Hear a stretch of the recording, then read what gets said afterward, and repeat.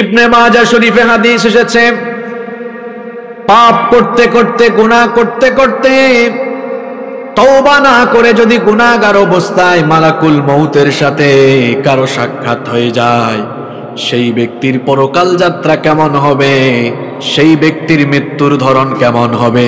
আল্লাহর নবী বলেছেন, ফাইদা কানার রাজুলুস সুউ ক্বালা উখরুজি আইয়াতুহান নাফসুল খাবীসাতু কানাত ফিল জাসাদিল খাবীস। আল্লাহর নবী বলেছেন, যখন কোনো পাপী গুনাহগার নিকৃষ্ট লোকের মৃত্যুর সময় চলে আসে, তখন ফেরেশতা তাকে এসে বলে, উখরুজি আইয়াতুহান নাফসুল খাবীসাতু কানাত ফিল জাসাদিল খাবীস।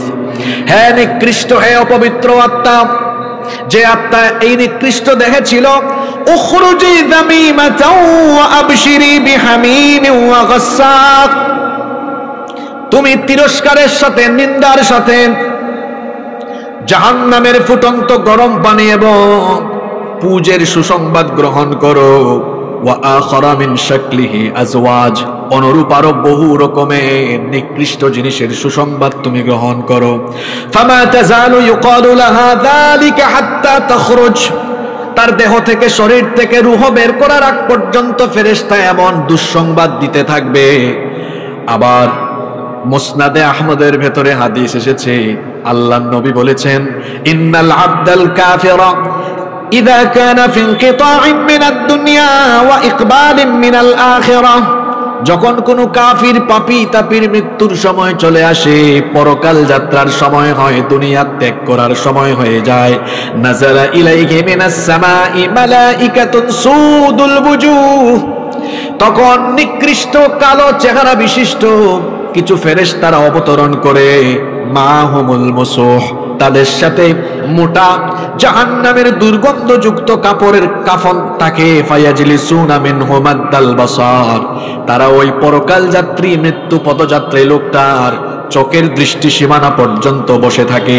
সুম্মা ইয়াজিউ মালাকুল মাউত, অতঃপর মালাকুল মাউত, মৃত্যুর ফেরেশতা আসেন, হাত্তা ইয়াজলিসা ইনদা রাসিহি, তারপরে ওই পরকাল যাত্রী লোকটার মাথার নিকটে বসেন, বসার পরে বলেন, ফায়াকুলু ইয়া আইয়াতুহান নাফসুল খাবীসা, হে অপবিত্র আত্মা, নিকৃষ্ট আত্মা, উখরুজি ইলা সাখাতিম মিনাল্লাহি ওয়া গাদাব, আল্লাহর অসন্তুষ্টি আর গজবের উদ্দেশ্যে বের হয়ে আসো।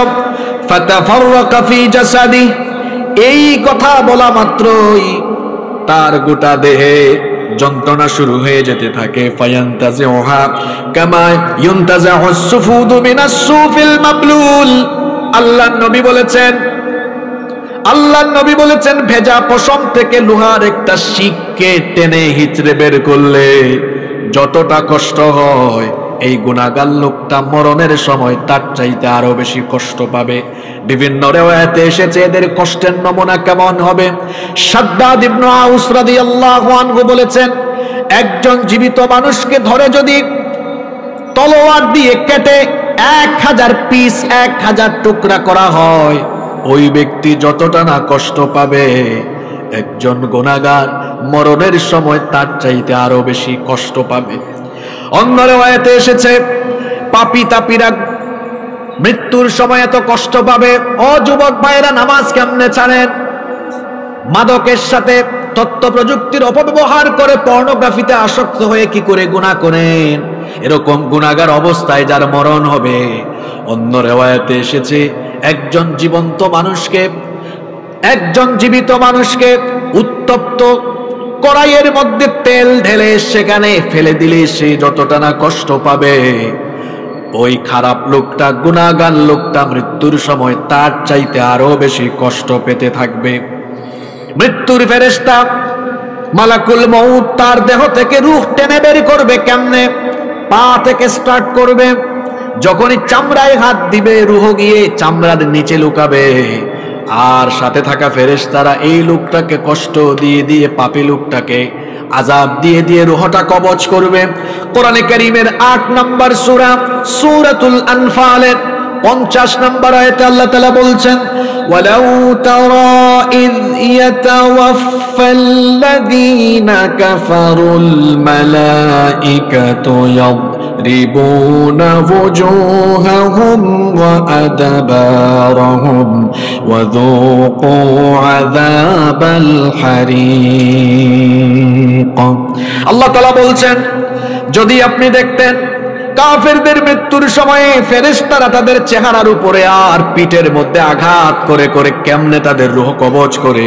আবার আল্লাহ তাআলা কোরআনে কারীমের 6 নম্বর সূরা সূরাতুল আনআমের 93 নম্বর আয়াতের মাঝের অংশে বললেন ওয়ালাউ তারা ইযিয যালিমুনা ফি গামারাতিল মাউতি ওয়াল মালাইকাতু বাসিতু আইদিহিম أخرجوا أنفسكم اليوم تجزون عذاب الهون بما كنتم تقولون على الله غير الحق وكنتم عن آياته تستكبرون الله تعالى বলছেন ও নবী আপনি যদি দেখতেন জালেমরা যখন মৃত্যুর সময় চলে যায়, মৃত্যুর কষ্টে পড়ে যায়, ফেরেশতা এমন ভাবে তাকে আঘাত করতে থাকে, এমন ভাবে তাকে কষ্ট দিতে থাকে।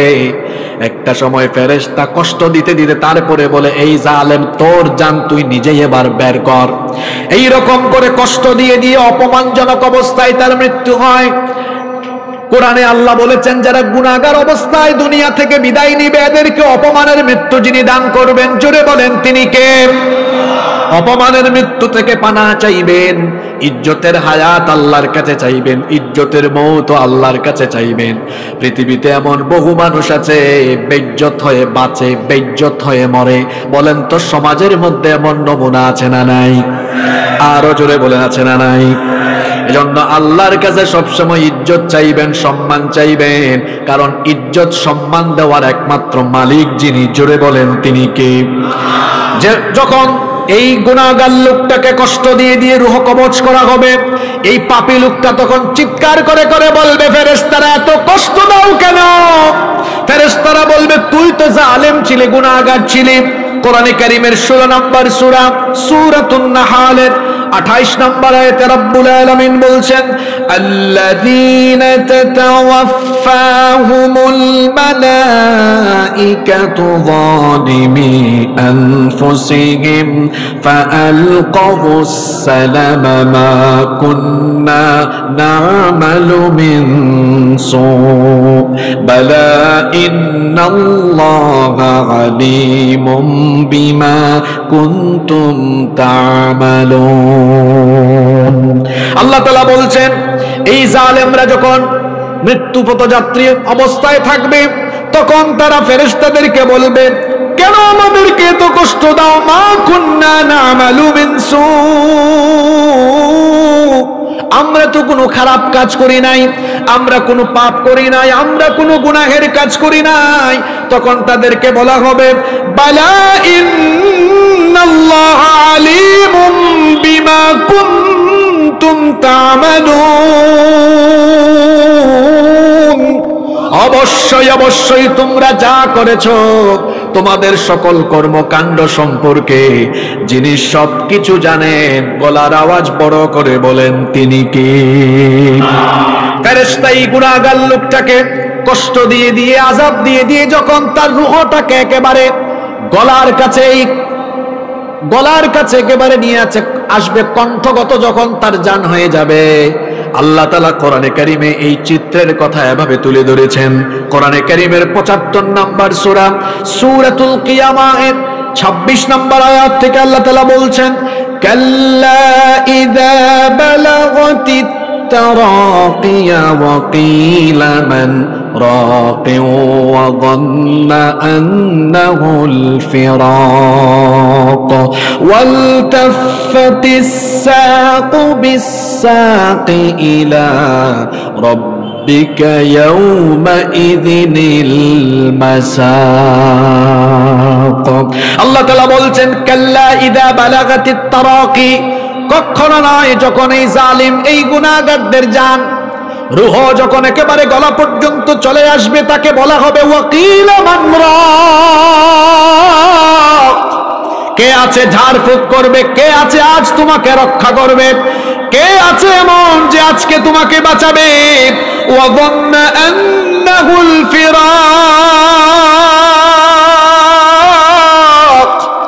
এই গুনাহগার লোকটা বুঝে ফেলবে আজ আমাকে কেউ রক্ষা করতে পারবে না। সে নিজেই তখন মৃত্যুর জন্য প্রস্তুত হয়ে যাবে। প্রস্তুতি নিয়ে কি করবে? আল্লাহ পরের আয়াতে বলেছেন, ওয়ালতাফাতিস সাকু বিসাক, সে সঙ্গে সঙ্গে তার দু পায়ের গুছা ছেড়ে দিবে, মৃত্যুর জন্য রেডি হয়ে যাবে। আল্লাহ তাআলা বলছেন, বান্দারে শোনো, আজকে হলো সেই মুহূর্ত, সেই সময়। ইলা রাব্বিকা ইয়াউমাইদিনিল মাসাক, আজকে তোমার রবের কাছে ফিরে আসার দিন। মৃত্যুর ফেরেশতা এইভাবে করে গুনাহগার এই লোকটাকে কষ্ট দিয়ে দিয়ে, আযাব দিয়ে দিয়ে যখন তার রূহ কবজ করে ফেলবে, ফাইদা আখাযাহা, আল্লাহর নবী বলেছেন, হাদিসটি মুসনাদে আহমদে এসেছে, ফাইদা আখাযাহা লাম ইয়াদউহা ফি ইয়াদিহি তারফাতান আইনিন হাত্তা ইয়াজআলুহা ফি তিলকাল মুসুহ। আল্লাহর নবী বলেছেন, চোখের দৃষ্টি ফেলতে যতটা দেরি হয় তার চাইতে আরো কম সময়ে ফেরেশতা এর রূহটাকে জাহান্নামের কাফনের মধ্যে মুড়ায় ফেলবে। যখন এই গুনাহগার লোকটা দেহ থেকে আত্মা বের হয়ে আসবে আর জাহান্নামের কাফনে সেটা পেঁচানো হবে, দুনিয়ার সবচাইতে নিকৃষ্ট দুর্গন্ধ এই লোকটার রূহ থেকে তখন বের হতে থাকবে। যখন জাহান্নামের ফেরেশতারা এই লোকটার রূহ নিয়ে আকাশের পানে রওনা করবে, ফেরেশতারা বলবে, কাকে নিয়ে যাও? তার রূহ থেকে এত দুর্গন্ধ ছড়ায় কেন? ফেরেশতারা পরিচয় করিয়ে দিবে, হাদা ফুলান ইবনে ফুলান, এটা অমুক ব্যক্তির ছেলে অমুক, নিকৃষ্ট নামে পরিচয় করিয়ে দিবে।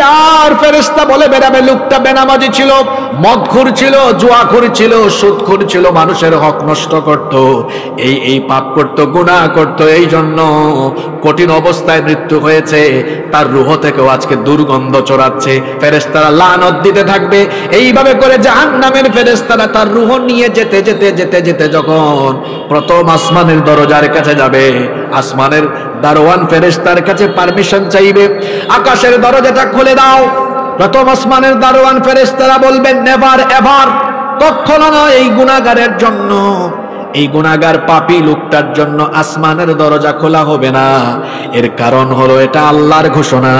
কোরআনে কারীমের 7 নম্বর সূরা সূরাতুল আরাফের 40 নম্বর আয়াতে আল্লাহ তাআলা বলছেন, লা তুফাত্তাহু লাহুম আবওয়াবুস সামাই ওয়া লা ইয়াদখুলুনাল জান্নাতা হাত্তা ইয়ালিজাল জামালু ফি সাম্মিল খিয়াত।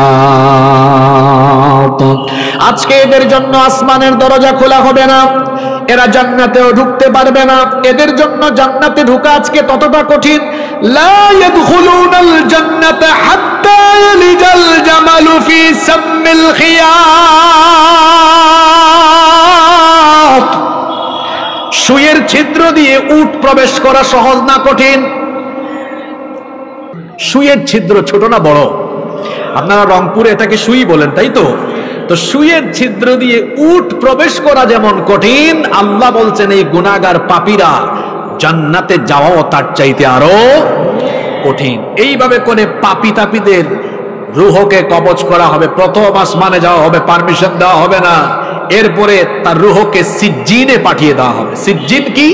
সিজ্জিন হচ্ছে জাহান্নামী পাপী তাপীদের রূহকে সংরক্ষণের জায়গা, এটার নাম কি? সিজ্জিন। মৃত্যুর কয়টা ধরন বলছিলাম? জোরে বলেন, কয়টা? এটা একটা ধরন বললাম। এরা কারা?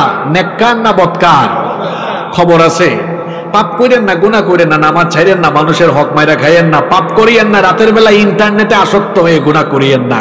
খবর আছে ভাই, বিপদ আছে। এই যে আপনি নাটক, সিনেমা, পর্নোগ্রাফি দেখতে দেখতে নাপাক শরীরে ঘুমান, আল্লাহর ভয় কি আপনার ভেতরে নাই? এই অবস্থায় যদি নাপাক শরীরে মারা যান, নবীজির হাদিসটা একটু মাথায় রাখেন। আল্লাহর নবী বলেছেন, ইউবাসু কুল্লু আবদিন আলা মা মাতা আলাইহি, মানুষ যে অবস্থায় মারা যাবে ওই অবস্থায় হাসরের ময়দানে উঠবে।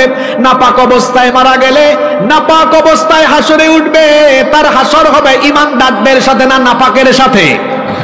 খবরদার আমার যুবক ভাইয়েরা, নাপাকিতে শয়তানের ওয়াসওয়াসায় পড়ে কোনো গুনাহের কাজে লিপ্ত হবেন না। আল্লাহ সবাইকে শয়তানের ওয়াসওয়াসা থেকে হেফাজত করেন, বলেন আমিন। মৃত্যুর 2 নম্বর ধরনটা হলো উত্তম ধরন, উৎকৃষ্ট ধরন, সর্বোত্তম ধরন। অর্থাৎ যাদের পরকাল যাত্রা হবে সুন্দর, অসাধারণ, চমৎকার। আল্লাহ এমন যাত্রা আমাদের সকলকে তুমি নসিব করে দিও, বলেন আমিন। আরো আসতে বলেন আমিন। উত্তম মৃত্যু আমরা চাই কি চাই না? সবাই চাই কি চাই না? এবার আসেন, উত্তম মৃত্যু কাদের হবে? সুন্দর মৌত কাদের হবে?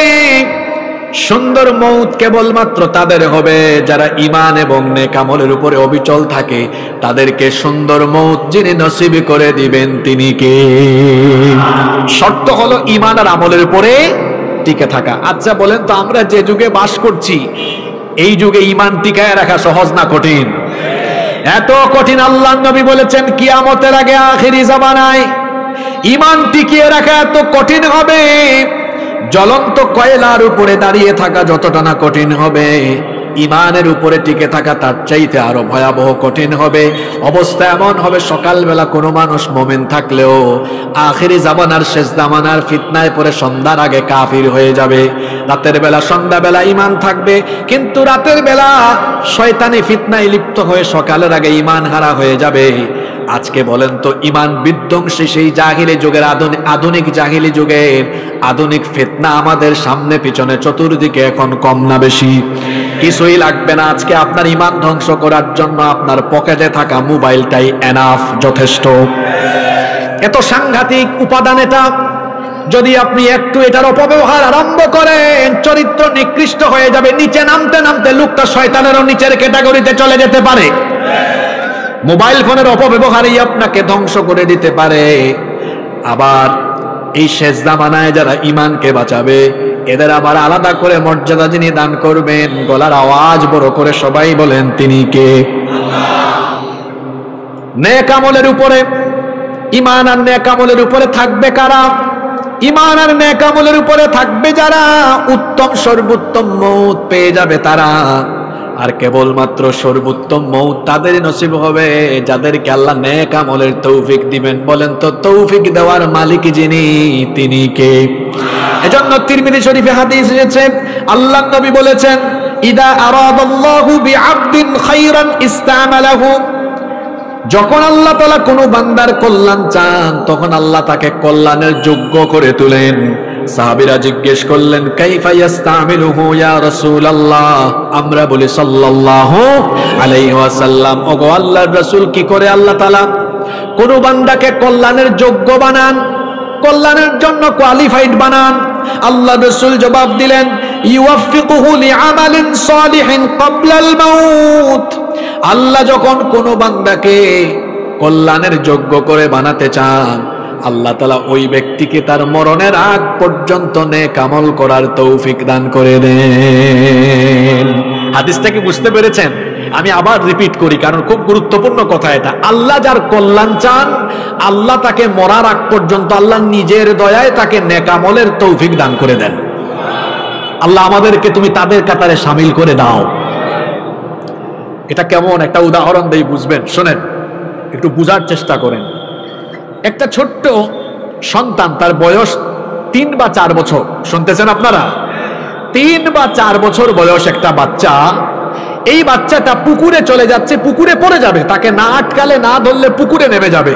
আচ্ছা বলেন তো, এই বাচ্চাটাকে এভাবে দেখলে তার মা বাবা তাকিয়ে থাকবে নাকি ধরে আনবে? ধরে আনবে না? ধরে আনবে। কারণ এই বাচ্চার প্রতি তার মা বাবার অন্তরে দয়া আছে না নাই? এখন বলেন তো, মা বাবার দয়া বেশি না আল্লাহর দয়া বেশি? আল্লাহর দয়া কত বেশি? হাদিস, দয়াকে আল্লাহ 100 টুকরা করেছেন। এরপরে 1 টুকরা এখানের সবাইকে নয়, শুধু তামাম দুনিয়ার সবাইকে আল্লাহ 1 টুকরা ভাগ করে দিয়েছেন। তার মানে আমিও পাইছি এই 1 টুকরা ভাগ হইয়া যতটুকু পাওয়া যায় ততটুকু। 100 থেকে 1 গেলে বাকি থাকে কত? এই 99 টুকরা দয়া কার কাছে রেখেছেন? জোরে বলেন, কার কাছে?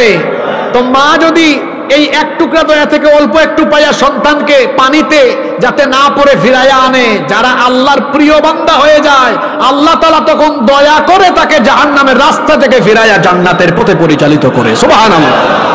এটা কাদের জন্য হয়? যারা আল্লাহকে ভয় করে। আল্লাহ তুমি আমাদেরকে তাদের কাতারে নিয়ে যাও, বলেন আমিন।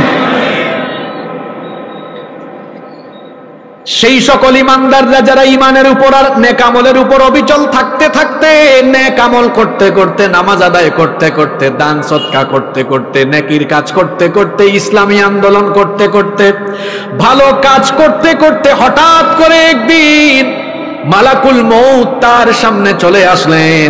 এই লোকটার মৃত্যুর ধরন কেমন হয়, তার পরকাল যাত্রা কেমন হয় শুনেন এবার। মুসনাদে আহমদের সেই হাদিস, আল্লাহর নবী তার ব্যাপারে বলেছেন, ইন্নাল আবদাল মুমিন ইযা কানা ফি ইনকিতা'ইন মিনাদ দুনিয়া ওয়া ইকবালিন মিনাল আখিরাহ, যখন কোন মুমিন ইমানদার ব্যক্তির মৃত্যুর সময় চলে আসে, দুনিয়া থেকে চলে যাওয়ার আর আখিরাতকে ইস্তেকবাল করার সময় চলে আসে, নাযালা ইলাইহি মিনাস সামাই মালাইকাতুম বিদুল ওয়ুজুহ, তখন আসমান, তখন জান্নাত থেকে একদল সুসজ্জিত সুন্দর চেহারার ফেরেশতা আগমন করেন।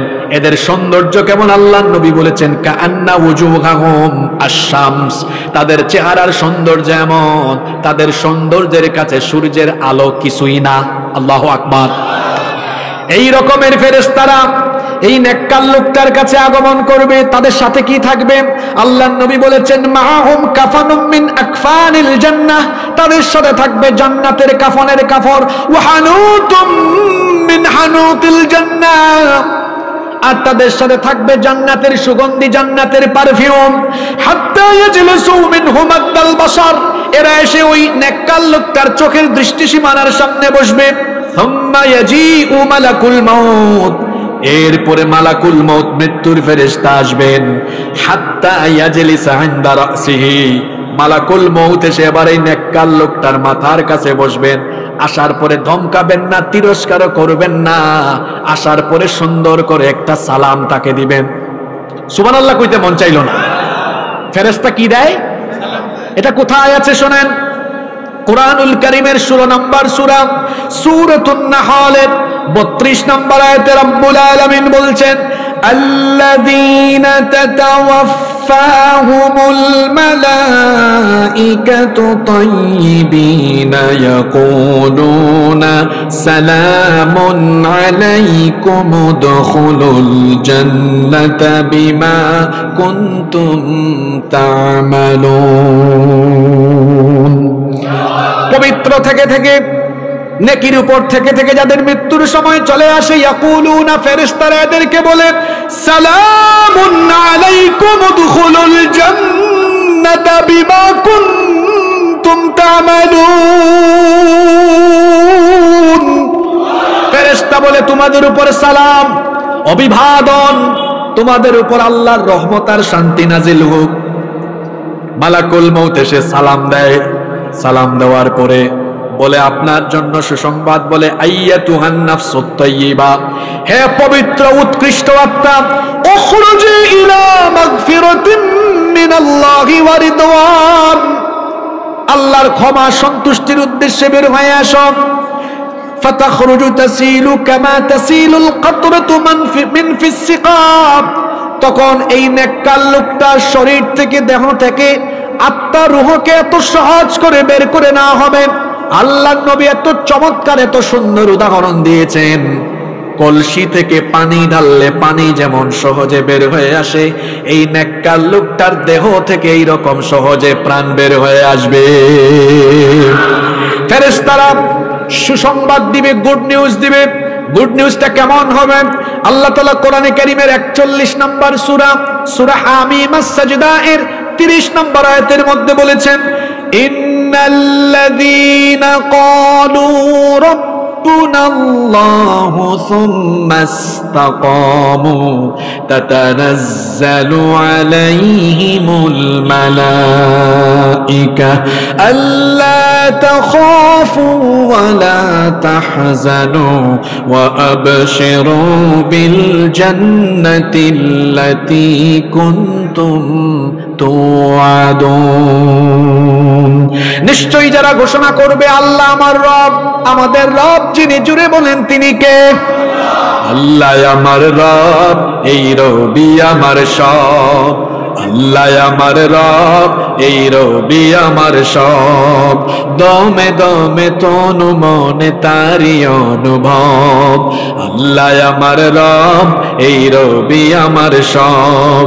তোমার দুনিয়াতে আমি যেদিকে তাকাই, অতই নিয়ামতে ডুবে আছি সবাই। পাক পাখালির গানে শুনে তসবিহ কলরব, তসবিহ কলরব। আল্লাহ আমার রব, এই রবি আমার সব। আল্লাহু আকবার বলেন। ফেরেশতারা যখন এই লোকটার রূহ কবজ করবে, তখন ফেরেশতারা বলবে, আল্লাহর বান্দা, আল্লাহ তাখাফু ওয়া লা তাহজানু ওয়া আবশিরু বিল জান্নাতিল্লাতী কুনতুম তুআদুন।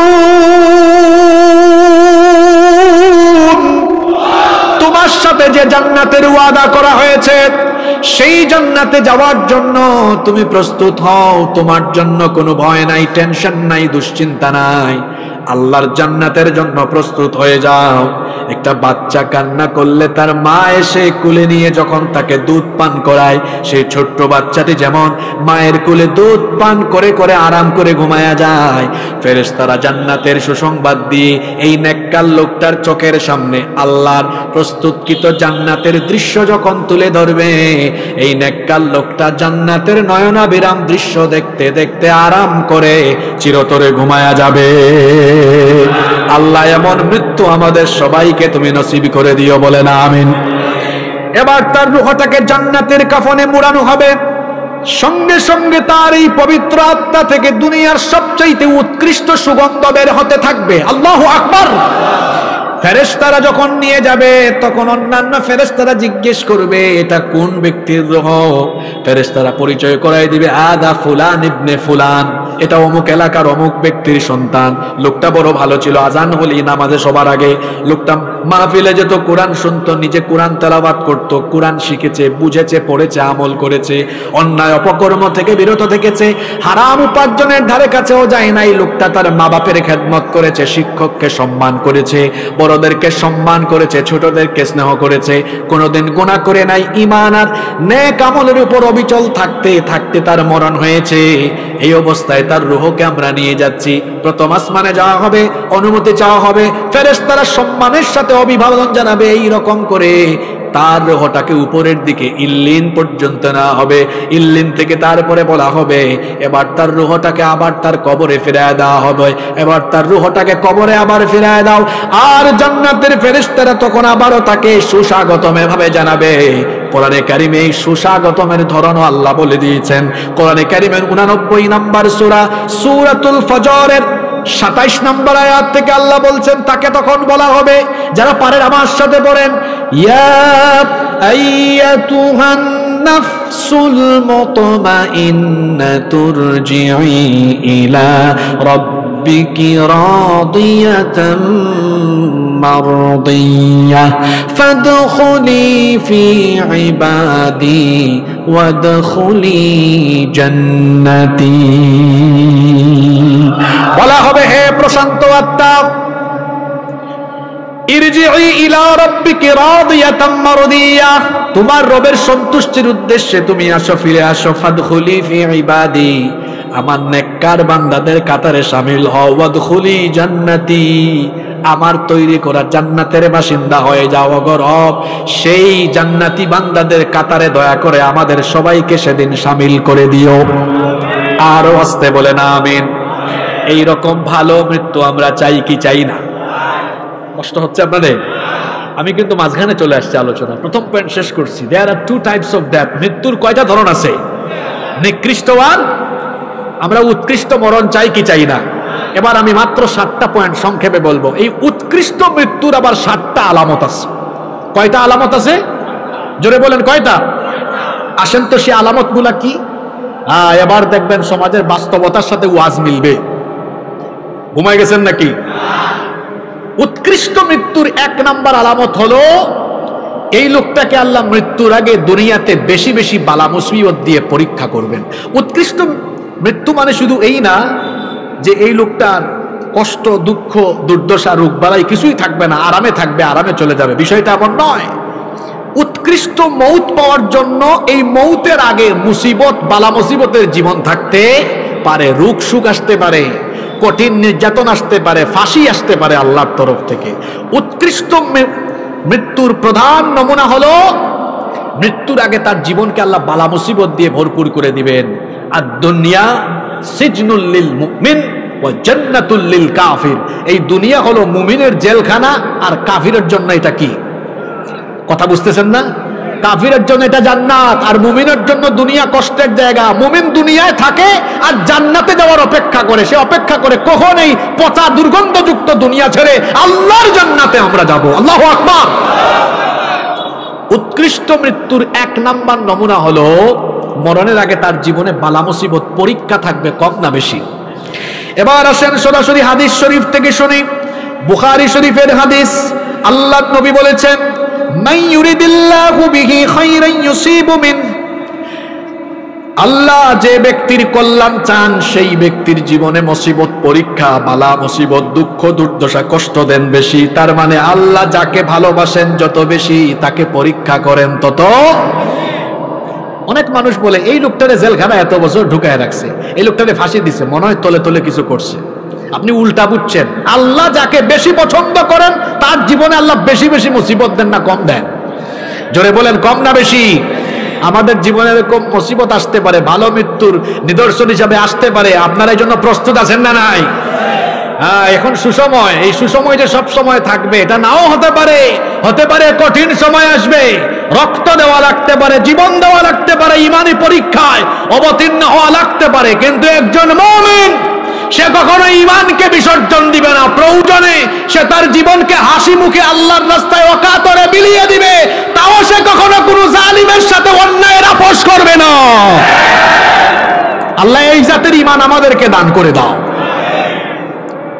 ভালো মৃত্যুর এক নাম্বার নমুনা, মুসিবত আসবে কিন্তু আমরা হাসি মুখে বরণ করে নিব। সুবহানাল্লাহ পড়বেন না? আল্লাহর নবীকে একবার প্রশ্ন করা হলো, এই হাদিসটা এসেছে তিরমিজি শরীফে। নবীজিকে জিজ্ঞেস করা হলো, প্রশ্ন করা হলো, আইয়ুন নাসি আশাদ্দু বালাআন, সবচাইতে বেশি ঈমানি পরীক্ষা কাদের কাছ থেকে না হয়েছে? সবচেয়ে বেশি কঠিন পরীক্ষা কারা দিয়েছেন? আল্লাহর নবী তখন বললেন, আল আম্বিয়া, সবচাইতে বেশি ঈমানের পরীক্ষা দিয়েছেন আমরা না নবীরা? আপনি কি পরীক্ষা দিয়েছেন? কয়েকদিন জেলে থাকছেন, আয়না ঘরে থাকছেন। আর নবীদের পরীক্ষাটা কেমন ছিল শোনেন। জাতির পিতা তো আগুনের পরীক্ষায় অবতীর্ণ হয়েছেন। জাতির পিতাকে, অনেকে আছে জোর করে জাতির ঘাড়ে জাতির পিতা চাপিয়ে দিতে চায়। জোর করে জাতির ঘাড়ে জাতির পিতা চাপিয়ে দেওয়া যায় না। জাতির পিতা ইব্রাহিম আলাইহিস সালামকে বানিয়েছেন কে? মহিলার মতো আওয়াজ দিলেন কেন? জাতির পিতা ইব্রাহিম আলাইহিস সালামকে বানিয়েছেন কে? মিল্লাতা আবিকুম ইব্রাহিম হুয়া সাম্মাকুমুল মুসলিমিন। তোমাদের মিল্লাতের পিতা হলেন ইব্রাহিম। ইব্রাহিম আলাইহিস সালাম আগুনের পরীক্ষা দিয়েছেন। আমার নবী তো তায়েফে দান্দান মুবারক শহীদ করেছেন, উহুদের ময়দানে। উহুদে দান্দান শহীদ করেছেন, তায়েফের ময়দানে নিজের শরীরের রক্ত ঢেলে দিয়েছেন। সবচাইতে বেশি ঈমানের পরীক্ষা দিয়েছেন আমরা না উম্মত না নবীরা? জোরে বলেন কারা? আল্লাহর নবীকে প্রশ্ন করা হলো, সবচেয়ে বেশি ঈমানি পরীক্ষা দিয়েছেন কারা? আল্লাহর নবী বললেন, আম্বিয়া ও আলাইহিমুস সালাম, নবীরা সবচেয়ে বেশি পরীক্ষা দিয়েছেন। বলা হলো এরপরে কারা? নবীজি বললেন, সুম্মাল আমসালু বিল আমসাল, সুম্মাল আমসালু ফাল আমসাল। অতঃপর মর্যাদার দিক থেকে তার পরবর্তীগণ, তারপরে তার পরবর্তীগণ। আর পরীক্ষার ধরনটা কেমন হয়, ক্লাসিফিকেশনটা কেমন হয়? আল্লাহর নবী বললেন, ফায়ুবতালার রাজুলু আলা হাসাবি দীনি, যার দিনদারিতা যত বেশি তার পরীক্ষার মাত্রা অতত। তার মানে ঈমান যার যত শক্ত, ঈমান যার যত কঠিন, তার পরীক্ষার মাত্রা অতত কঠিন। এই জন্য দেখবেন যারা অন্যায়ের সাথে আপোষ করে না, ঈমানের উপরে টিকে থাকে, এদের উপরে কঠিন নির্যাতন নিপীড়ন নেমে আসে।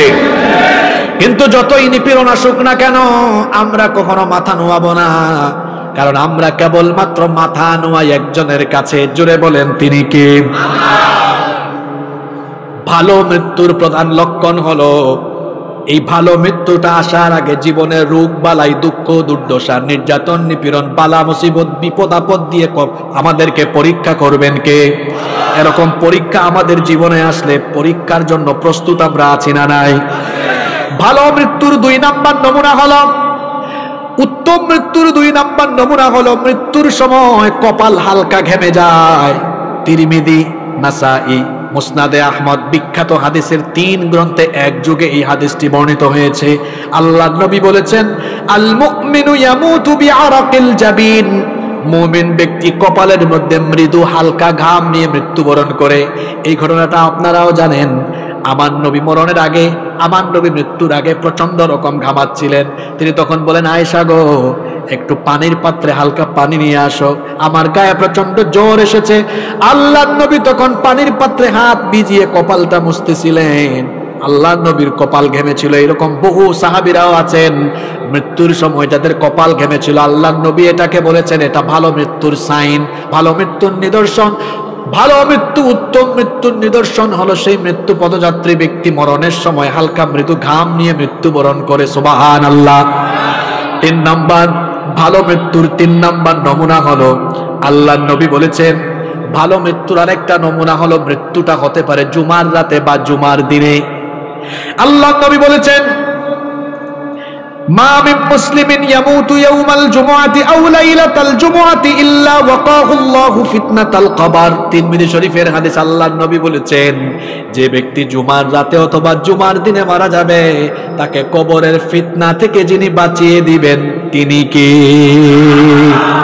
তবে আবার ভুল বুঝিয়েন না, জুমার রাতে তো অনেক বেঈমানেরও মৃত্যু হয়। জুমার রাতে তো, জুমার দিনে তো অনেক বেঈমানের মৃত্যু হয়, হয় না? তাই বলে কি সে জান্নাতি? না। এই জুমার রাতে জুমার দিনে মারা গেলে জান্নাত পাওয়ার শর্ত হলো ইমানের উপর থেকে ইমান নিয়ে মারা যাওয়া। শর্তটা কি? ইমান নিয়ে মারা যাওয়া। কারণ আমার আপনার ইমান তো সকাল বিকাল চলে যায়, এমন এমন কাজ কারবার করি আমরা। নাম্বার 4, কষ্ট হচ্ছে আপনাদের? ভালো মৃত্যুর 4 নাম্বার নিদর্শন হলো শহীদি মৃত্যু, শাহাদাতের মৃত্যু। আর সবচাইতে শ্রেষ্ঠ মৃত্যু হলো শাহাদাতের মৃত্যু।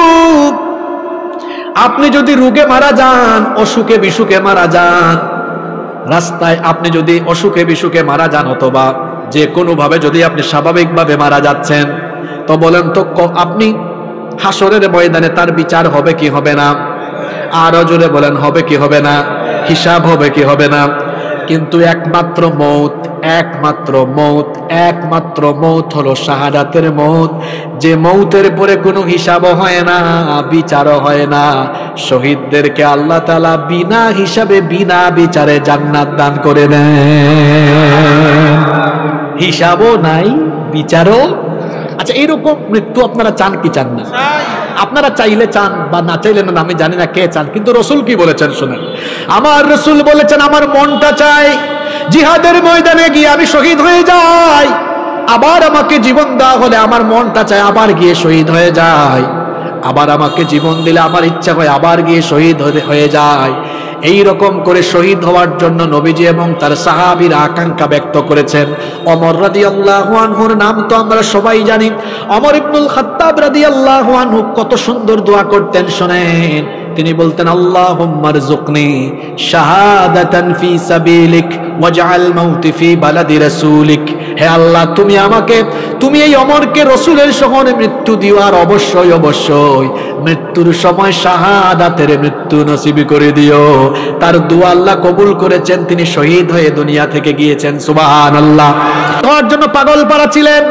এই জন্য অনেক সাহাবীর কাহিনী আমরা জানি, যারা বাসর করে নতুন বউয়ের সাথে প্রেম রোমান্স না করেই শহীদ হয়েছেন। আল্লাহু আকবার। আর আমাদের যুবকেরা কেমন, বসকে বলে, বস আমাকে কিন্তু আগামী 1 মাসের ছুটি দিতে হবে। কেন? নতুন বিয়ে করছি, বউয়ের সাথে তো বহু জিনিস আছে, আমার বহু জায়গায় ঘুরতে যাইতে হবে, বহু ফাংশন আছে। কি ঠিক আছে না কথা? আর রাসূলের এমন বহু সাহাবী আছেন। হানজালা রাদিয়াল্লাহু আনহুর কাহিনী তো আপনারা জানেন। শুধু হানজালা রাদিয়াল্লাহু আনহু নয়, ওই যে মুতার যুদ্ধের আরেকজন সাহাবী ছিলেন আব্দুল্লাহ বিন রাওয়াহা, তিনিও বিয়ে করে বউয়ের সাথে বাসর করেন নাই, যুদ্ধের ডাক এসেছে, নতুন বউ ফেলে রেখে জিহাদের ময়দানে গিয়ে শহীদ হয়ে আল্লাহর জন্য জীবন বিলিয়ে দিয়েছেন। আল্লাহু আকবার। যুবক তরুণ ভাইয়েরা, এই বাংলাদেশে কোরআনের রাজ প্রতিষ্ঠার জন্য এরকম মুহূর্ত আসতে পারে, রক্ত জীবনের দরকার হতে পারে, শাহাদাতের দরকার হতে পারে। যদি রক্ত জীবন আর শাহাদাতের দরকার হয়, আল্লাহর রাহে জীবনকে কুরবান করে দিতে কারা কারা রাজি আছেন? আল্লাহরে হাত দেখাও।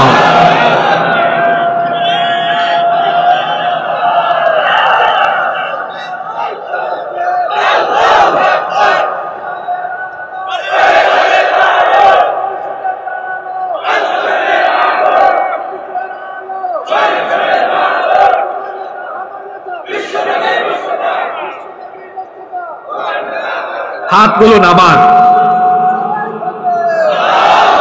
এবার আমাকে বলেন, হাতটা কি মন থেকে তুলছেন? এবার সুসংবাদ শুনেন, এখানে যদি শহীদ কেউ নাও হন, আল্লাহ রাসূল বলেছেন, মান সাআলাল্লাহু আশ-শাহাদাতি বিসিদকিন বাল্লাগাহুল্লাহু মানাজিলাশ শুহাদাই ওয়া ইম্মাতা আলা ফিরাশি। আল্লাহ রাসূল বলেছেন, দিলে যদি সত্যি সত্যি যদি শাহাদাতের আকাঙ্ক্ষা, আশা থাকে, এই লোকটা যদি শহীদ নাও হয়, দিলের মধ্যে আশা থাকার কারণে মরার পরে আল্লাহ বলবেন, এই লোকটাকে শহীদ হিসাবে মর্যাদা লিখে রাখো। সুবহানাল্লাহ। হাত যারা তুলছেন মন থেকে তুলছেন তো? আমি তো আমার দুয়ায় সব সময় বলি, শেষে সব সময় বলি, আল্লাহ শাহাদাতের মউত দিও, কারণ এই মউত তো শ্রেষ্ঠ মউত, হিসাবও নাই বিচারও।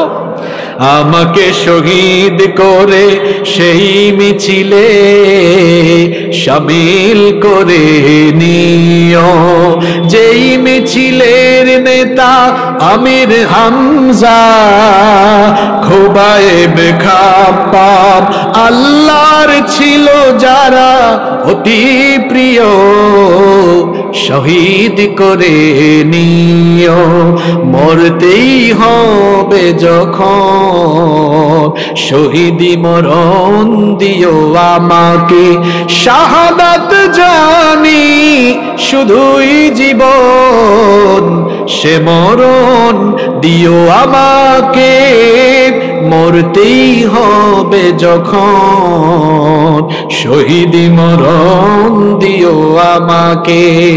বলেন আমিন।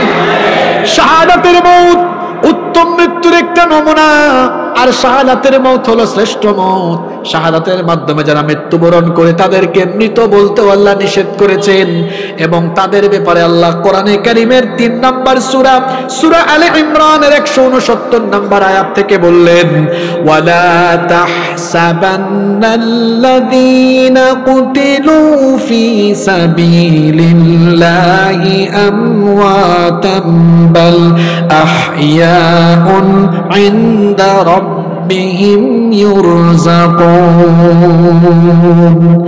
আর যারা আল্লাহর পথে জীবন বিলিয়ে দেয় তাদেরকে তোমরা খবরদার মৃত বলো না, বরং তারা হলো জীবিত, কিন্তু তোমরা এটা বুঝতে পারো না। এরা হলো জীবিত, এবং এদেরকে যিনি রিজিক দান করেন, গলার আওয়াজ বড় করে বলেন তিনি কে? তাহলে উত্তম মৃত্যুর 4 নম্বর নমুনা হলো শহীদি মৃত্যু। তবে আল্লাহর রাস্তায় জিহাদের মাঠে গিয়ে শহীদ না হয়েও এমন কিছু মৃত্যু আছে যেই অবস্থায় মারা গেলে শহীদি মৌতের মর্যাদা পাওয়া যায়, এইরকম কিছু মৌত আছে। সেগুলো কি?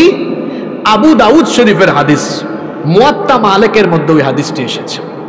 আল্লাহ রাসূল বলেছেন, আল মাতউনু শহীদ, মহামারীতে আক্রান্ত হয়ে যারা মারা যায় তারাও শহীদের মর্যাদা পাবে। ওয়াল গারিকু শহীদ, আবার যারা পানিতে ডুবে মারা যায় তাদেরকেও শাহাদাতের মর্যাদা দিবেন কে? ওয়া সাহিবু যাতিল জানবি শহীদ, পক্ষাঘাতে যারা মারা যায় তারাও শহীদ।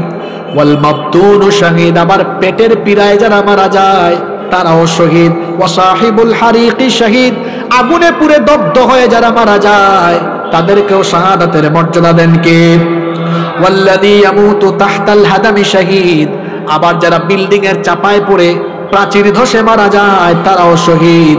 ওয়াল মারআতু তামুতু বিজুমআইন শহীদ, বাচ্চা জন্ম দিতে গিয়ে যে মহিলা মারা যায় ওই মহিলাকেও শহীদ বলেছেন মুহাম্মদ, আমরা বলি সাল্লাল্লাহু। আবার আল্লাহর নবী অন্য হাদিসে আরো বলেছেন, মান কুতিলা দুনা মালিহি ফাহুয়া শহীদ, যে ব্যক্তি তার নিজের মাল সম্পদ রক্ষার জন্য শহীদ হবে সেও শহীদি মর্যাদা পাবে। ওয়ামান কুতিলা দুনা দীনিহি ফাহুয়া শহীদ। আবার যারা দিন রক্ষার জন্য শহীদ হবে, দিন রক্ষার জন্য জীবন দিবে, তারাও শহীদ। এই বাংলাদেশে দিন রক্ষার জন্য, দিন প্রতিষ্ঠার জন্য জীবনের দরকার হলে জীবন দিয়ে দিলে শহীদ হিসাবে গ্রহণ করে নেবেন কে? এজন্য আমরা প্রস্তুত আছি না নাই? ওয়ামান কুতিলা দুনা দামিহি ফাহুয়া শহীদ। আত্মরক্ষার জন্য, আত্মরক্ষা করতে গিয়ে যে ব্যক্তি নিহত হবে তাকেও শহীদ বলেছেন মুহাম্মদ। আমরা বলি সাল্লাল্লাহু। ওয়ামান কুতিলা দুনা আহলিহি ফাহুয়া শহীদ। নিজের পরিবার পরিজনকে বাঁচাতে গিয়ে যে নিহত হবে সেই ব্যক্তিকেও শহীদ বলেছেন মুহাম্মদ। আমরা বলি সাল্লাল্লাহু আলাইহি ওয়াসাল্লাম। এই যে হাদিসে এতগুলো মানুষের কথা, প্রায় 9-10 প্রকারের মানুষের কথা বলে ফেলেছি। এরা যদি জিহাদেও শহীদ না হয়, এই অবস্থায় মারা গেলে শহীদি মর্যাদা এদেরকে যিনি দান করে দিবেন তিনি কে? আবার যারা আল্লাহর জন্য, আল্লাহর দ্বীনের প্রয়োজনে ইসলামী রাষ্ট্রের সীমানা পাহারা দিতে গিয়ে কিংবা দায়িত্বশীলের কথা শুনতে গিয়ে যদি পাহারার দরকার হয় আর সে যদি পাহারা দেয়, ওই ব্যক্তিকেও শহীদের মর্যাদা দিয়ে দিবেন কে? মুসলিম শরীফের হাদিস, আল্লাহর নবী বলেছেন রিবাতুন ইয়াউমিন ওয়া লাইলাতিন খায়রুম মিন সিয়ামি শাহরিন ওয়া কিয়ামিহি। আল্লাহর নবী বলেছেন আল্লাহর রাস্তায়, আল্লাহর দ্বীনের জন্য প্রয়োজন পড়লে কেউ যদি এক রাত অথবা একদিন পাহারা দেয়, সেটা 1 মাসের রোজা কিংবা 1 মাসের তাহাজ্জুদের চাইতেও উত্তম। সুবহানাল্লাহ। আল্লাহর নবী আরো বলেছেন ওয়া ইম্মাতা জারা আলাইহি আমালুহু আল্লাযী কানা ইয়ামালুহু ওয়া উজরিয়া আলাইহি রিজকুহু ওয়া আমিনাল ফাত্তান। আল্লাহর নবী বলেছেন যদি এই ব্যক্তি পাহারা দিতে গিয়ে মারাও যায়, সেই ব্যক্তির আমলের ধারা কখনো বন্ধ হবে না, কবরে গিয়েও সওয়াব তার চলতে থাকবে। শুধু তাই নয়, তাকে আল্লাহ শাহাদাতের রিজিক দান করে দিবেন এবং কিয়ামতের দিন আযাব আর গজবের সকল ফিতনা থেকে বাঁচিয়ে তাকে যিনি জান্নাত দান করে দিবেন তিনি কে? কয়টা পয়েন্ট বলছি? 4টা বলছি। কয়টা? 4টা। ভালো মৃত্যুর 5 নাম্বার নমুনা হলো সৎ আমলের উপর থাকা, নেকির কাজ করতে করতে মারা যাওয়া। এজন্য মুসনাদে আহমদে হাদিস এসেছে, আল্লাহর নবী বলেছেন মান ক্বালা লা ইলাহা ইল্লাল্লাহু ইবতিগা ওয়াজহিল্লাহি খুতিমা লাহু বিহা দাখালাল জান্নাহ। আল্লাহর নবী বলেছেন যে ব্যক্তি লা ইলাহা ইল্লাল্লাহর ঘোষণা দিয়ে এর উপর অবিচল থেকে যার হুসনে খিতাম হয়, যার জীবন শেষ হয়, তাকে জান্নাত দিবেন কে? আবার শুনেন ও বেনামাজি ভাইরা, নামাজ আর ছাইরেন না, কথাটা শুনেন। ওয়ামান সাল্লা সালাতান ইবতিগা ওয়াজহিল্লাহ খুতিমা লাহু বিহা দাখালাল জান্নাহ। আল্লাহর নবী বলেছেন যে ব্যক্তি আল্লাহর সন্তুষ্টির জন্য নামাজ আদায় করে আর নামাজি হয়ে মৃত্যুর সময় আসে নামাজি হয়ে যে ব্যক্তি দুনিয়া থেকে যায়, ওই ব্যক্তিকেও যিনি জান্নাত দিয়ে দিবেন তিনি কে? ও আমার যুবক ভাই, যে ঈমান আপনাকে ঘর থেকে বের করে মসজিদে আনতে পারে না, এই দুর্বল ঈমান আপনাকে জান্নাতের ধারে কাছেও নিতে। ফজরের সময় ঘুমায় থাকেন আর জোহরের সময় ঘুম থেকে উঠেন, কেমন করে ঘুমাও তুমি, কেমন করে ঘুমাও তুমি, ফজর করে কাজ। হজের সফরেও যদি কারো মৃত্যু হয়, এটাকে ভালো মৃত্যুর নিদর্শন বলেছেন মুহাম্মদ সাল্লাল্লাহু। আবার কেউ হজে বা উমরায় গিয়া তাই বলে নিজে নিজে ঢুস খাইয়া মরে যাইয়েন না। যে ওয়াজে শুনছি হুজুর বলছে হজের সফরে আসলেই মারা গেলে জান্নাত আছে, তার মানে আত্মহত্যা করতে বলা হয়নি। আপনি গিয়েছেন, ওখানেই মৌত নসিব হয়েছে। এরকম যদি হয়, বুখারী এবং মুসলিম শরীফের হাদিসের বর্ণনাকারী সাহাবী হচ্ছেন আব্দুল্লাহ ইবনে আব্বাস রাদিয়াল্লাহু আনহুমা। তিনি বলেছেন ক্বালা বাইনামা রাজুলুন ওয়াকিফুন বিআরাফা। আরাফার ময়দানে আমরা এমন এক ব্যক্তির কাছে ছিলাম, ইদ ওয়াকা আন রাহিলাতিহি ফাওয়াকাসাতহু। ওই ব্যক্তি তার বাহন থেকে হঠাৎ করে পড়ে গেল, এরপরে তার ঘাড় মটকে সেই ব্যক্তি সেখানেই মারা গেল। এমত অবস্থায় আল্লাহর নবী এই লোকটার ব্যাপারে বললেন ইগসিলুহু বিমাইন ওয়া সিদরিন। লোকটাকে পানি, বড়ই পাতার গরম পানি দিয়ে গোসল দাও। ওয়াকাফিনুহু ফি সাওবাইন। তার জন্য আলাদা কাফনের কাপড় আনিও না। শুনেন, হজ অবস্থায় মারা গেলে আলাদা করে কাফনের কাপড় লাগানো হয় না, পরিধান করানো হয় না। নবীজি বলেছেন তার যে ইহরামের 2 টুকরা কাপড় আছে, ইহরামের 2 টুকরা কাপড় দিয়ে কাফন লাগাইয়া দাও। ওয়ালা তুহান্নিতুহু ওয়ালা তুখাম্মিরু রাসাহু, আর কোন সুগন্ধি লাগায়ও না এবং তার মাথাটাকে ঢেকেও দিও না। বলেন তো আমাদের এলাকায় কোনো মানুষ মারা গেলে মাথাটা আমরা পেঁচায়া দেই কি দেই না? কিন্তু নবীজি বলেছেন এই লোকটা হজের সফরে মারা গিয়েছে, আলাদা কাফনের কাফন লাগিও না, তার ইহরামের 2 টুকরা কাফন দিয়েই, ইহরামের 2 টুকরা কাপড় দিয়েই তার কাফনের ব্যবস্থা করো, মাথা ঢাকবা না। আবার সেই লোকটার কাফনের কাপড়ে কোনো সুগন্ধিও লাগাবা না। এর কারণ হলো আল্লাহর নবী বলেছেন ফাইন্নাহু ইউবআসু ইয়াউমাল কিয়ামাতি মুলাব্বিয়ান, কারণ ইসরাফিলের সিঙ্গার ফুৎকারের পরে এই লোকটা তালবিয়া অর্থাৎ লাব্বাইক আল্লাহুম্মা লাব্বাইক বলতে বলতে হাসরের ময়দানে হাজির হবে। এটা ভালো মৃত্যুর আরেকটা সাইন। অনেক কষ্ট দিচ্ছি আপনাদেরকে আমি।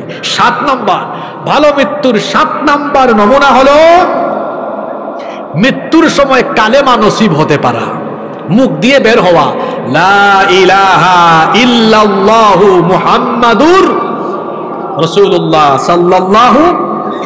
এটা সবার নসিব হবে না, যে ঈমানের উপর থাকবে তার নসিব হবে। আল্লাহর নবী বলেছেন মান কানা আখিরু কালামিহি লা ইলাহা ইল্লাল্লাহু দাখালাল জান্নাহ, যেই ব্যক্তির আখেরি কালেমা হবে তাওহীদের কালেমা, সেই ব্যক্তির ঠিকানা গন্তব্য হবে জান্নাত। জান্নাত পাওয়ার জন্য শেষ অবস্থা, জান্নাত পাওয়ার পরে একেবারে শেষ অবস্থা হতে হবে এমন ঈমানের উপর অবিচল থাকা, ঈমানের উপর টিকে থাকা। অবস্থা যদি এমন হয় যে সারা জীবন ঈমানের উপর ছিল, মরার সময় বেঈমান, জান্নাতে যেতে পারবে না, যাবে জাহান্নামে। কিন্তু কোন লোক যদি সারা জীবন গুনাহ করার পরেও মরণের আগে ঈমানটা নিয়ে যেতে পারে, তাকে মাফ করে দিয়ে দিবেন কে? একটা ঘটনা মনে পড়ে গেছে, ঘটনাটা কি বলবো? কষ্ট হচ্ছে আপনাদের?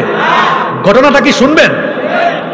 বনি ইসরাইলের একজন বিখ্যাত কুখ্যাত খুনি, একাধারে এই লোকটা একটা দুইটা নয় 99টা খুন করেছিল, 99টা মার্ডার করেছে। জোরে বলেন কয়টা? 99টা খুন করার পরে লোকটার মনের মধ্যে অনুশোচনা আসলো, লোকটার মনের মধ্যে অনুতপ্ততা বোধ আসলো। সে গেল খ্রিস্টান পাদ্রির কাছে, গিয়ে বলল আমি 99টা খুন করেছি, আমি এখন ভালো হতে চাই, ভালো হওয়ার কি রাস্তা আছে নাকি? পাদ্রি বলল না, তোমার তো ভালো হওয়ার কোনো রাস্তা নাই। লোকটার উঠছে রাগ, রাগের মাথায় এই পাদ্রিকেও খুন করেছে। আগে ছিল 99, এখন যোগ হয়েছে আরো একটা, মোট হইল কয়টা? একেবারে খুনের সেঞ্চুরি, মার্ডারের সেঞ্চুরি করে ফেলেছে। এরপরে একজন আলেমের কাছে গিয়ে গেল, যাওয়ার পরে বলল আমি তো অনেক বড় পাপী, 100 মার্ডার করে ফেলেছি আমি, কিন্তু আমি এখন আল্লাহর পথে ফিরে আসতে চাই, আমি ভালো হতে চাই, আমি আর গুনার পথে পাপের পথে থাকতে চাই না। আমার মনের মধ্যে অনুশোচনা এসেছে, ভালো হওয়ার কোনো পথ আছে নাকি? সে আলেম তখন তাকে বললেন অবশ্যই আছে, তুমি হতাশ হয় না, কারণ আল্লাহ তো কোরআনেই বলে দিয়েছেন কুল ইয়া ইবাদিয়াল্লাযীনা আসরাফু আলা আনফুসিহিম লা তাকনাতু মির রাহমাতিল্লাহ ইন্নাল্লাহা ইয়াগফিরুদ যুনুবা জামিআ ইন্নাহু হুয়াল গফুরুর রহিম। নিজের উপর জুলুম করে ফেললে, পাপ করে ফেললে, গুনাহ করে ফেললে হতাশ হয়ে যাও না। যতই গুনাহ থাকুক না কেন, আমাদের গুনার পরিমাণ যত বেশি, আল্লাহর দয়ার পরিমাণ তার থেকে কম না বেশি? আলেম বললেন অসুবিধা নাই, তওবা করো, মাফ চাও, তাহলে মাফ করে দিবেন কে? খেয়াল করে ঘটনাটা শোনেন। এই লোকটা তওবা করলো, তওবা করার পরে আলেম তাকে বললেন যেহেতু তুমি তওবা করেছো, অবশ্যই তওবা কবুল হয়ে গেলে আল্লাহ তোমার পিছনের সব গুনাহ মাফ করে দিবেন। সুবহানাল্লাহ। এই লোকটাকে তখন আলেম বললেন শোনো, তুমি তোমার এলাকায় যেও না, কারণ তোমার এলাকায় খারাপ মানুষের সংখ্যা বেশি। ভালোর সাথে থাকলে ভালো, খারাপের সাথে থাকলে আপনি আতরের দোকানে ঢুকবেন, আতর যদি না কিনে 15 মিনিট আতরের দোকানে থেকে বের হয়ে যান, দেখবেন শরীরের সাথে আতরের গন্ধ থাকবে। আবার আপনি যদি বিড়ি নাও খান, সিগারেট নাও খান, সিগারেট খুর বিড়ি খুরের সাথে হাত মেলালে দেখবেন বিড়ি সিগারেটের গন্ধ হয়ে যাবে। তার মানে ভালোর সাথে থাকলে ভালো, খারাপের সাথে থাকলে খারাপ। আলেম বললেন খবরদার তুমি তোমার এলাকায় যাও না, বরং একটা এলাকার নাম বলে দিচ্ছি, ওই এলাকায় যাও, গিয়ে বাকি জীবন ওখানে ভালো মানুষের সাথে বসবাস করো। এবার এই লোকটা ওই এলাকার দিকে রওনা করলো। লোকটা কিছু দূর যেতেই অল্প একটু পথ গিয়েছে, মালাকুল মউত এসেছে, লোকটার মরণ হয়েছে। এবার কোনো মানুষ যখন মারা যায়, একটু আগে হাদিস শুনেছেন, পাপী হলে জাহান্নামের ফেরেশতা আসে, নেককার হলে জান্নাতের ফেরেশতা আসে। কিন্তু এই লোকটা মারা যাওয়ার পরে দেখা গেল জান্নাতের ফেরেশতাও এসেছে, জাহান্নামের ফেরেশতাও চলে এসেছে। জান্নাতের ফেরেশতারা জিজ্ঞেস করছে জাহান্নামের ফেরেশতাদেরকে, তোমাদের এখানে কাজ কি, তোমরা আসছো কেন? জাহান্নামের ফেরেশতারা জান্নাতি ফেরেশতাকে বলে, তোমরা আসছো কেন? এখন জান্নাতি ফেরেশতা বলে, লোকটা তওবা করেছে এজন্য এসেছি, তাকে আল্লাহ মাফ করে দিয়েছেন, তোমরা আসছো কেন? জাহান্নামের ফেরেশতারা বলে, লোকটা 100 মার্ডার করেছে, জাহান্নামী নিতে এসেছি। দুই গ্রুপের ফেরেশতা তর্ক আরম্ভ করেছে। মধ্যস্থকারী আল্লাহ আরেকজন ফেরেশতা পাঠালেন, বললেন, শোনো, দুই গ্রুপ তর্ক করো না। এই লোকটাকে আলেম যে বলেছিলেন একটা ওই ভালো এলাকার দিকে যাওয়ার জন্য, দেখো তো লোকটা যেই জায়গায় মৃত্যুবরণ করেছে ওই জায়গা থেকে ওই এলাকার দূরত্ব কম না বেশি?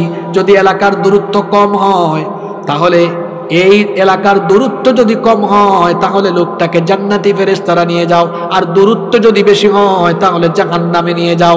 প্রকৃত অর্থে লোকটা ওই এলাকা থেকে বহু দূরেই ছিল, কিন্তু লোকটা যেহেতু তওবা করেছে আর আল্লাহ তওবাও কবুল করেছিলেন, এজন্য ফেরেশতারা যখন মাপা আরম্ভ করেছে, আল্লাহ তখন নিজের দয়ায় মৃত্যুর ওই জায়গা থেকে ওই এলাকাকে আল্লাহ তাআলার নিকটবর্তী করে দিলেন। লোকটা সারা জীবন করছে গুনাহ, কিন্তু মরার আগে কি নিয়ে গিয়েছে? ঈমান নিয়ে গিয়েছে। কি নিয়ে গিয়েছে? এরকম বহু মানুষ আছে খুব নামাজি, মরার সময় সুদ খাইয়া মরছে। এরকম সুদখোর তো রংপুরে নাই, সারা জীবন অনেক সুদখোর আছে দেখবেন 5 ওয়াক্তের নামাজি, আপনাদের গ্রামে হয়তো নাই। আমি বহু জায়গায় দেখেছি নামাজি সুদখোর, একদম কোথায় নামাজে দাঁড়ায় জানেন? হুজুরের ঠিক পিছনে। আবার ওই জায়গা দখল করা, কাউরে বসতেও দেয় না, কেউ বসলে মাইন্ড করে, কই তুই আমার জায়গায় বসত কেন? অনেকে মসজিদে জায়গা দখল করে, আপনাদের এলাকায় হয়তো নাই, আমাদের সিলেটে এগুলো আছে, এদিকেও আছে না? দেখবেন তার নির্দিষ্ট প্লেস, ওখানে কেউ বসলে কয়, ভাই তুমি এখানে বসছো কেন, এটা আমার জায়গা তো। আসে না? আল্লাহ এগুলো থেকে আমাদেরকে হেফাজত করেন। তাহলে বলছিলাম, ঈমান নিয়ে বেঁচে থাকাটাই শুধু যথেষ্ট নয়, ঈমান নিয়ে মরতে পারা হলো সফলতা। আল্লাহ ঈমান নিয়ে বাঁচার, ঈমান নিয়ে মরার তৌফিক দাও। আর কষ্ট দিব না, শেষ দিকে চলে আসছি। আমরা প্রথমে কি বললাম? মৃত্যুর 2 প্রকার। পরে কি বললাম? ভালো মৃত্যুর 7টা সাইন, নিদর্শন। এবার আমার শেষ পয়েন্ট। এখন আপনাদের কাছে আমার প্রশ্ন, আপনারা সবাই এই ভালো মৃত্যু, উত্তম মৃত্যু চান কি চান না? আসলেই সবাই চান? এবার ভালো মৃত্যুর 6টা আমল বলবো খুব সংক্ষেপে। আপনারা 10 মিনিট সময় দিতে পারবেন তো আমাকে? এই 6টা কিন্তু মুখস্থ করে দেওয়া লাগবে। আজকে কি মহিলারা মাহফিলে আছেন নাকি? মা বোনরাও মুখস্থ করবেন। ভালো মৃত্যু নসিব হওয়ার কয়টা আমল? 6টা আমল। 1 নাম্বার আমল হলো সালাত, নামাজ সহ সকল নেক আমলের উপরে দৃঢ়ভাবে অবিচল থাকা। আজান পড়েছে, যত গুরুত্বপূর্ণ কাজ থাকুক, আমি ব্যবসায়ী, জলছত্র হারা গেছে, ধন, এরপরে কি বলে রংপুরে দোকান আছে, আজান হয়েছে, কাজ বন্ধ, আগে নামাজ। আমি খেতে গিয়েছি, জমিনে গিয়েছি, হাল চাষ করছি, ফসলের মাঠে কাজ করছি, আজান হয়েছে, কাজ বন্ধ, আগে নামাজ। ওই যে 10 মিনিট আগে একটা হাদিস পড়ছিলাম, নামাজ, রোজা, দান, সদকা, অর্থাৎ নেকামল করতে করতে মালাকুল মউত হাজির হলে এরকম নেকামল করে যারা দুনিয়া থেকে যায়, এই ভালো মৃত্যুর মাধ্যমে তাদের জন্য জান্নাতের দরজা ওপেন হয়ে যায়। তাহলে কথা দেন, আজকে থেকে আর নামাজ ছাড়বেন না। রাজি আছেন? কারা কারা রাজি নাই দেখি হাত তুলেন। মাশাআল্লাহ, ওই একজন চাচা হাত তুলছেন। চাচা জীবাণু আসছে, কেউ একটু বাদাম খাওয়ান চাচারে, একটু কামড়া কামড়ি করলে, চাপাচুপি করলে ঘুম যাইতে পারে, একটু বাদাম বা মটর দেন। বাকিরা ঠিক আছেন আলহামদুলিল্লাহ। নামাজ আর ছাড়বো না, এই ওয়াদা কি আল্লাহর সাথে করা যায়? দেখি কারা কারা রাজি আছেন, আল্লাহরে দেখান একটু। মাশাআল্লাহ, হাত নামান, আল্লাহ কবুল করেন। তাইলে ভালো মৃত্যু পাওয়ার 1 নাম্বার আমল, নামাজ সহ কোনো নেক আমল ছাড়া যাবে না ইনশাআল্লাহ। 2, এটা খুব গুরুত্বপূর্ণ আমল। ভালো মৃত্যুর 2 নাম্বার আমল হলো সব সময় ওযু অবস্থায় থাকা। কি অবস্থায় থাকা? বড় বড় বুজুর্গ ব্যক্তিরা, আমরা আমাদের অনেক উস্তাদ, অনেক পীর মাশায়েখদের সোহবতে যখন যাই, দেখি আল্লাহর বান্দা ওযু ছাড়া কখনোই থাকে না। জিজ্ঞেস করি, আপনি সবসময় ওযু অবস্থায় থাকেন কেন? এই হাদিসগুলো আমাদেরকে মনে করায় দেন আর বলেন, তোমরা অজুরত অবস্থায় থাকিও। আল্লাহ তৌফিক দেন আমাদেরকে। নবীজির খাদেম আচ্ছা বলেন তো আপনি কেমন, আপনার ব্যাপারে আপনার বউয়ের পরে সবচেয়ে ভালো জানবে কে? খাদেম, আপনার স্টাফ। রসুলের খেদমত করেছেন 10 বছর।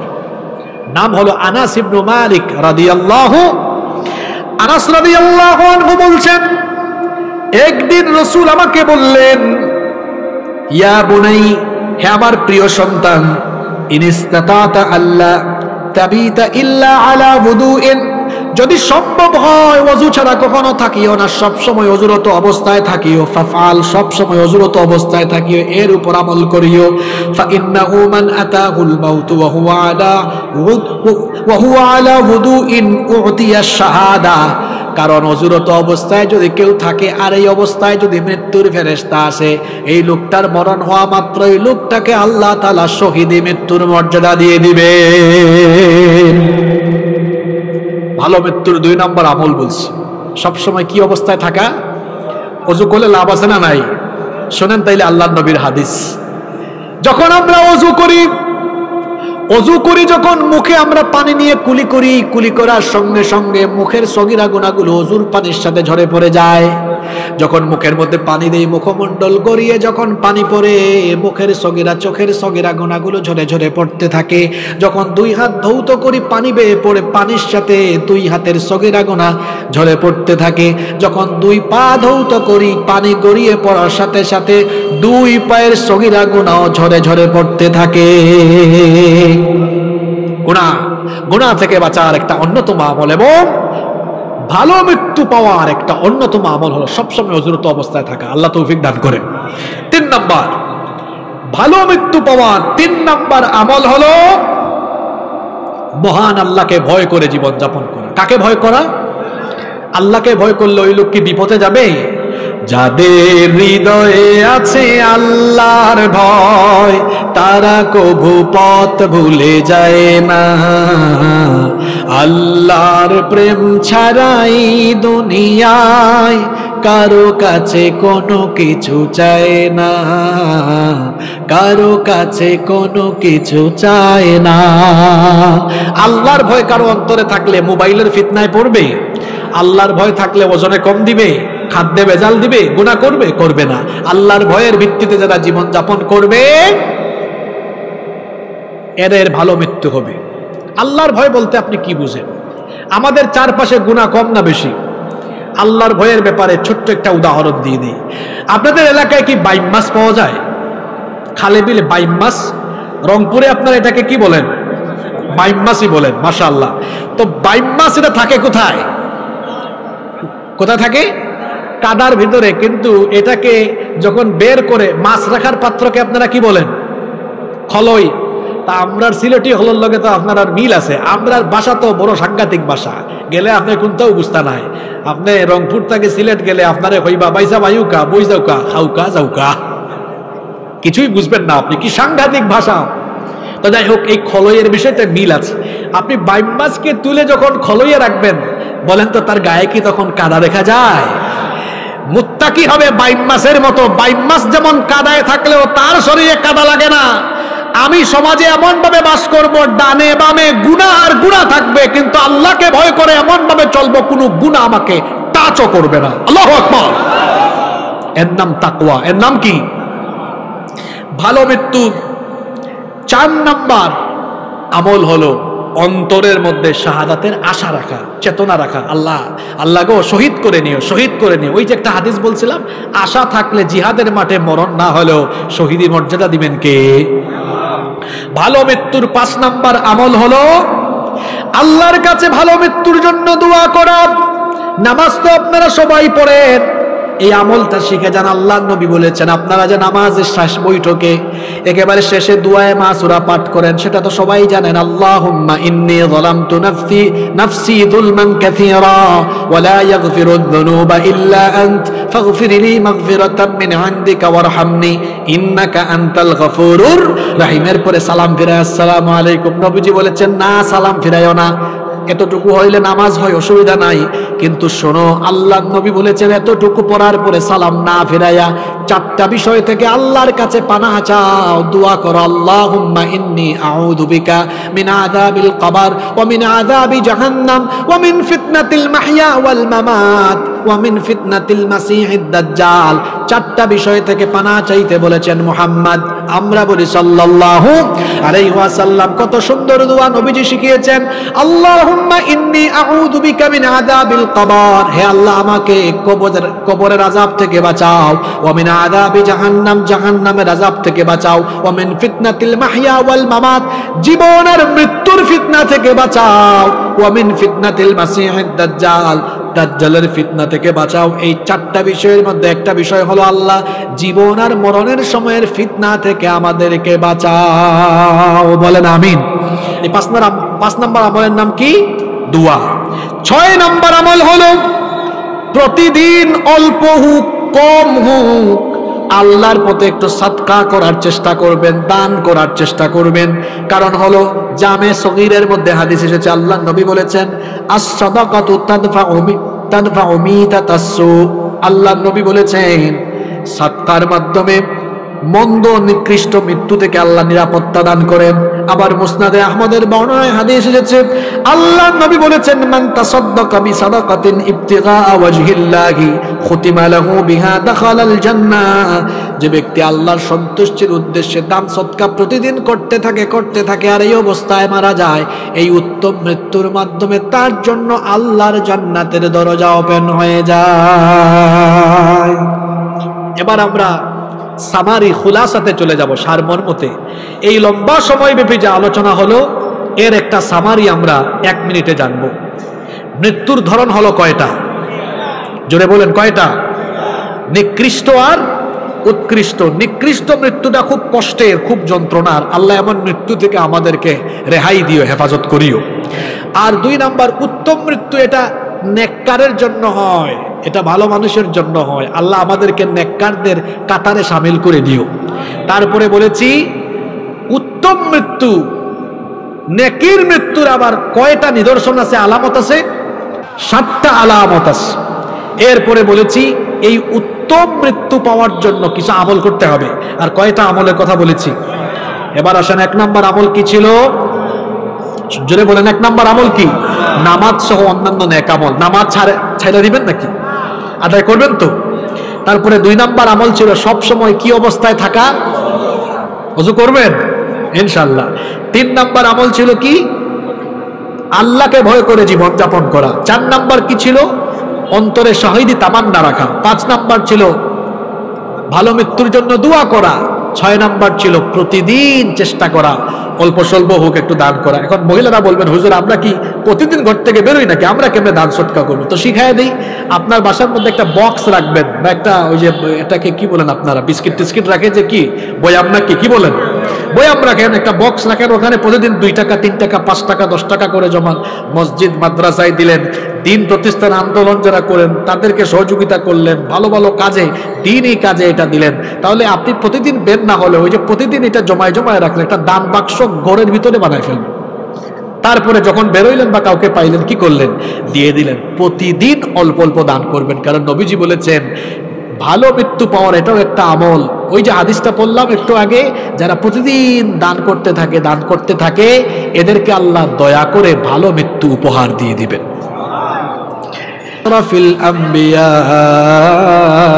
ওয়াল মুরসালিন রব্বানা যালামনা আনফুসানা ওয়া ইল্লাম তাগফির লানা ওয়া তারহামনা লানাকুনান্না মিনাল খাসিরিন ربنا اغفر لنا ولإخواننا الذين سبقونا بالإيمان ولا تجعل في قلوبنا غلا للذين آمنوا ربنا إنك رؤوف رحيم ربنا هب لنا من أزواجنا وذرياتنا قرة أعين واجعلنا للمتقين إماما رب العالمين ওগো আমাদের মালিক, ওগো আমাদের রব, সেই বিকেল থেকে সন্ধ্যা থেকে নিয়ে গভীর রাত পর্যন্ত তোমার কোরআন পাগল বান্দারা নীরবে বসে বসে তোমার কালাম থেকে আলোচনা শুনেছেন।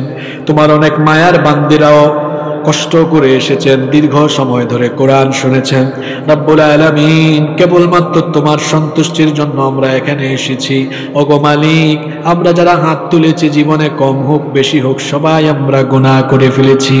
আমাদের গুনাহের দিকে যদি তাকাও তাহলে আমাদেরকে ক্ষমাও করতে ইচ্ছে হবে না। ও মালিক, আমাদের গুনাহের দিকে না তাকিয়ে তোমার রহমতের দিকে দৃষ্টিপাত করে তোমার গফফার নামের খাতিরে আমাদের জীবনের ছোট বড় জানা অজানা যত গুনাহ আছে দয়া করে সব গুনাহ তুমি মাফ করে দাও। আল্লাহ তাকায় দেখো এই মাঠের দিকে, তোমার বান্দারা মাথাটা নত করে দিয়ে এতিমের মতো ভিক্ষার দোকানে হাত তুলেছে। আল্লাহ, হাতগুলো দেখে তোমার কি একটু দয়া হয় না, মায়া হয় না?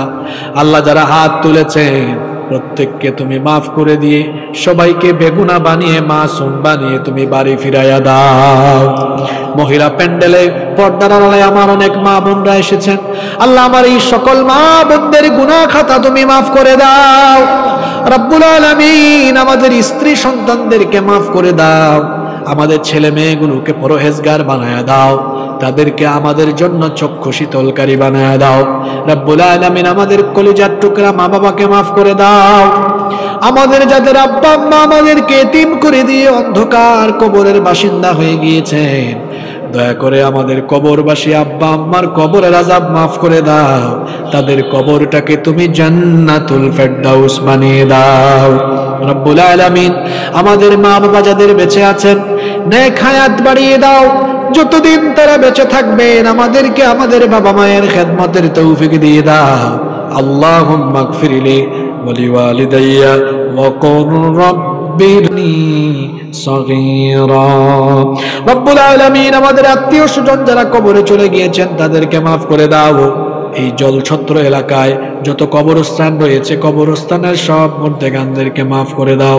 রব্বুল আলামিন, জলছত্র মদিনাতুল উলুম হাফেজিয়া নুরানি একাডেমি মাদ্রাসাকে তুমি কবুল করে নাও। এই মাদ্রাসার প্রতিষ্ঠা লগ্ন থেকে নিয়ে এখন পর্যন্ত যারা মাদ্রাসার খেদমত করে যারা বিদায় হয়েছেন তাদেরকে মাফ করে দাও। যারা এখনো করছেন সবাইকে তুমি মাফ করে দাও। মাদ্রাসার ম্যানেজিং কমিটির সবাইকে মাফ করে দাও। শিক্ষকদের নেক হায়াত বাড়িয়ে দাও, যোগ্যতা দক্ষতা বাড়িয়ে দাও। যে হাফেজ ছাত্রদেরকে পাগড়ি দেওয়া হয়েছে সবাইকে বিশেষজ্ঞ আলেম হওয়ার তৌফিক দিয়ে দাও। রব্বুল আলামিন, আজকের মাহফিলের সম্মানিত প্রধান অতিথি, বিশেষ অতিথি, বরেণ্য যত অতিথিবৃন্দ এসেছেন সবাইকে তুমি মাফ করে দাও। যত মানুষ এখানে এসেছেন আল্লাহ সবাইকে তুমি দ্বীনের জন্য কবুল করে নাও। রব্বুল আলামিন, আমাদের সবাইকে তুমি দিনদার মুত্তাকি পরহেজগার বানায়া দাও। রব্বুল আলামিন, আমাদের এই দেশটাকে তুমি কোরআনের জন্য কবুল করে নাও। এই দেশে তুমি কোরআনের বিজয় দান করে দাও। রব্বুল আলামিন, তুমি এই দেশে তোমার দ্বীনের বিজয় নিশ্চিত করে দাও। রব্বুল আলামিন, আমাদের প্রত্যেককে কোরআনের রঙে রঙিন হওয়ার তৌফিক দিয়ে দাও। মিডিয়ার যত ভাইয়েরা এসেছেন আল্লাহ তাদেরকে ইখলাসের সাথে কাজ করার তৌফিক দিয়ে দাও। তাদের গুনাহগুলো মাফ করে দাও। এই গভীর রাতে তারা বাড়ি ফিরবে, আল্লাহ তাদের প্রত্যেককে তুমি নিরাপদে বাড়ি ফিরে যাওয়ার ব্যবস্থা করে দাও। পথ চলাচলে তুমি আমাদের সকলের হেফাজতকারী, নিরাপত্তা দানকারী হয়ে যাও। রব্বুল আলামিন, অসংখ্য যুবকেরা মাহফিলে এসেছে, আমার এই যুবক ভাইদেরকে দ্বীনের জন্য কবুল করে নাও। আমাদের সবাইকে তুমি দিনদার পরহেজগার বানায়া দাও।